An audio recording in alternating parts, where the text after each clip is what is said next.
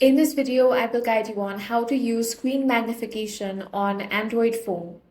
First, you want to launch open the device settings. Now scroll down and find the option of accessibility. Tap on that. Here, select vision enhancements. Now you should be able to locate the option of magnification. Go ahead and select that. Now go ahead and toggle this option on. You can also change other settings over here, such as toggle on the option of magnify keyboard while typing or move with cursor while typing.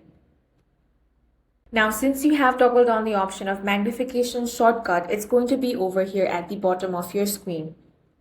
So go ahead and tap on that. After zooming in, use two fingers to move around the screen and view different sections. If you want to adjust the size of the magnification window, you can tap on the settings icon over here. From here, you will be able to change those settings. In this way, you can use screen magnification on Android phone. If you found this video useful, make sure to hit the like button and subscribe for more videos like this.